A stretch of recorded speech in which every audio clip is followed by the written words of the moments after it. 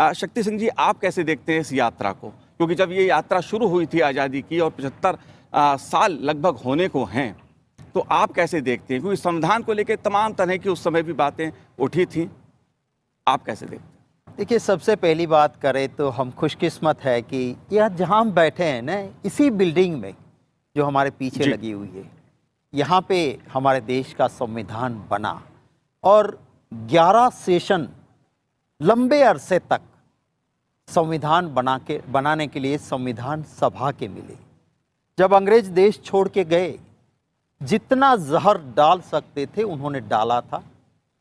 मजहब के नाम पे, प्रांत के नाम पे, भाषा के नाम पे, सब तरह से देश को बर्बाद करने के लिए कोशिश की गई थी, मैं तो ये कहूँगा। और उसके बाद जब देश को आज़ादी मिली तो हमारे उन पूर्वजों को याद करना होगा कि जिन्होंने इस पार्लियामेंट के इसी बिल्डिंग में बैठ के संविधान सभा में एक ऐसा संविधान बनाया जिसके ऊपर हम सब हिंदुस्तानी फख्र ले सकते हैं, नाज कर सकते हैं। पूरी दुनिया में सबसे बड़ा, सबसे स्पष्ट जी। और सबसे अच्छा लंबा संविधान हाथों से लिखा हुआ अगर किसी देश का है तो वो हमारे देश का है।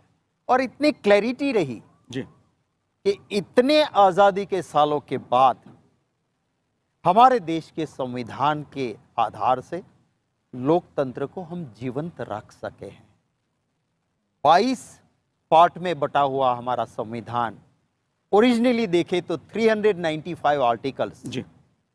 और 8 स्केड्यूल में बटा हुआ हमारा संविधान हमारे नागरिकों के लिए जो एक दिल की बात होती है वो बनी।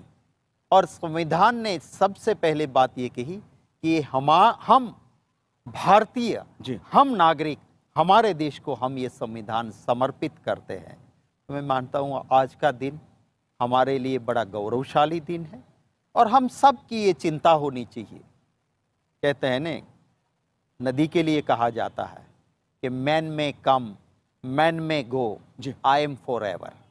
इसी तरह हमारे जैसे राजनेता, सांसद आएंगे जाएंगे, सरकारें आएगी, सरकारें जाएगी, पर ये हमारा संविधान वो शाश्वत है, परमानेंट है।